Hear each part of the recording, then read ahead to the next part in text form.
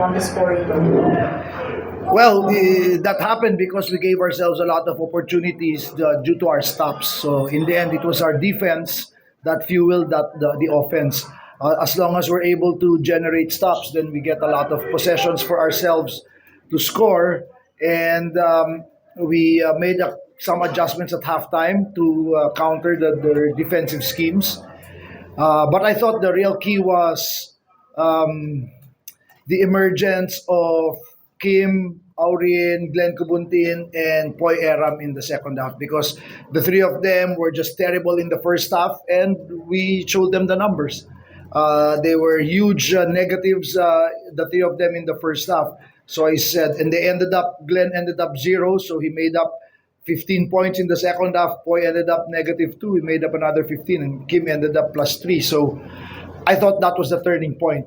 Brandon played a hell of a game. Calvin, Jordan heading, but it was those three because they're basically the second unit, and for them to come up big, especially Poy without Kelly with that sprained ankle, I thought that was huge for us.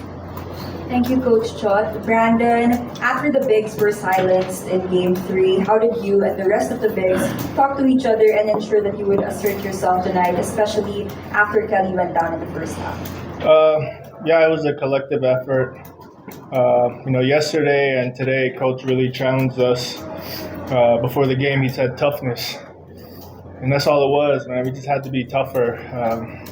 Last game, particularly our unit, the Bigs, felt like we kind of got embarrassed, and our manhood was kind of challenged. I took it personal. So today I just wanted to make sure I was available. Play tough, be active, but be smart, and make sure to protect my fouls, especially in the first half.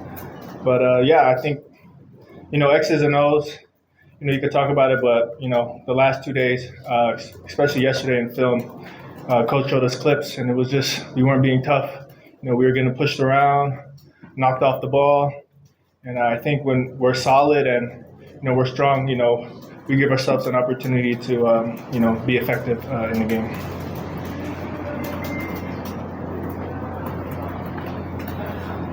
Thank you, Brandon. We're now opening the floor to the media.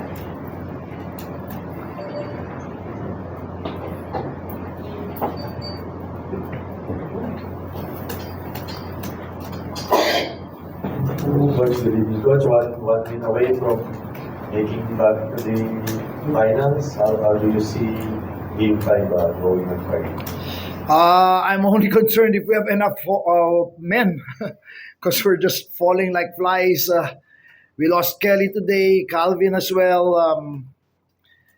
But just as it's been since day one, not only this conference but the entire season, it's just whoever we have, next man up. So for me, going into the next game, that's my only concern is who do we have and how can I make best use out of whoever it is that we have left. I forgot to mention earlier the fantastic job of Brian Herrera to defend Nokum. We didn't have him the last the first 4 games, so that the first 3 games, so that was huge, and especially without the top defender on Nokum, who's Roger. We really missed Brian the last game, but this game he was available, and I thought he did a hell of a job. Coach, earlier in the fourth, Calvin was seen holding his ankle. Is there any update on that? Did he just trip? What exactly is the prognosis after that? He already twisted it in the first quarter. If you notice, very early in the game, we pulled him out right away. In fact, it was much earlier, but then he just kind of stomped it off. It's basically just wear and tear over the rigors of a long season. And remember, Calvin is also playing in Gilas, right? So he really isn't getting any rest. So we just try to manage it as much as we can. We try to cover for him defensively because we know that he's not going to have the energy and the legs to exert himself too much on defense. But we'll just find a way to gut it out. It's officially a sprained ankle. We don't know how bad it's going to be tomorrow. We'll find out. That's why it was huge for us. We made that run in the third quarter while he was on the bench. So hopefully that's going to help us moving forward. Brandon, could you talk about how were you able to keep your emotions in check with all the physicality that went on in game 4? Yeah, Yari siya sa akin kasi you just have to expect it, and just try not to let it affect my mental out there. Like I said, when I'm available to the team, I feel like I can help in many ways, but I just have to be out there on the court. So, they're going to do what they need to do to, try and get in my head, but, I just, try my best not to let them. And just play the game, Credit to my teammates, credit to Boy, Kelly, my vets, always telling me to, take a deep breath, calm down. And also, I just wanted to be physical back. And Coach said one way we can be physical back is rebounding. And I think we out-rebounded them. They still got a lot of offensive rebounds, though. But, just trying to be physical with my box out, things like that. And, make them feel us, too.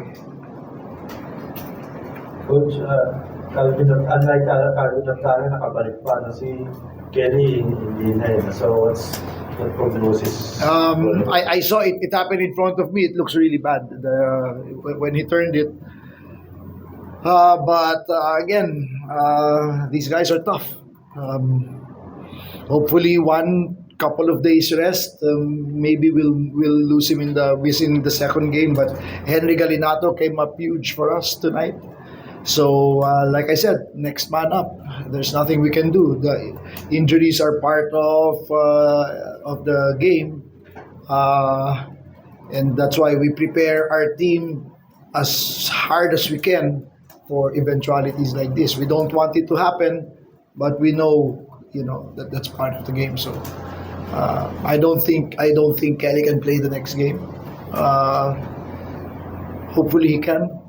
We'll see tomorrow. We'll find out tomorrow at practice. Coach, were you surprised you've been rain or shine in a IB scorer? Considering they're the number one offensive team. I think we've proven the versatility of this team. Some people think we're just purely a defensive team. We keep the score low to get the chance to grind out wins, but then we can also turn it on like this even without our top scorers, right? So, but it's all a function of our identity, which is our defense, our DNA, and that is what fuels our offense. So I can count in the fingers of one hand games where we scored well without defending well. So our offense really stems from our ability to defend. Coach, do you see Game 5 a more physical game compared to... Yeah, for sure. It's just they're playing with a lot of urgency. Credit to coaching. They're making great adjustments, and he's getting his guys to play really hard. So we just have to match that. We have to overcome that. And they're going to come out with their hardest effort yet in this series on Game 5. So we have to be ready. We have no other choice. We just have to be ready. Coach, si Puy ba maglalaro na? And Day to day si Roger. We try. We don't want to force it. Because as much as we want to win this series, we're also very cognizant of the players' career and their overall health. So we don't want to rush anything. Pag tinanong mo sila, yes sila ng yes, of course they'll say yes, but it's our responsibility to do what's best for them. Coach, offensively, best game ni Jordan Heading as in a TNT uniform. Talk about lang yung takeover niya late in the third and in the fourth. Yeah, we all know the capability of Jordan. And like I said, the more his back heals, the more he gets in shape, we're going to see a lot more from him.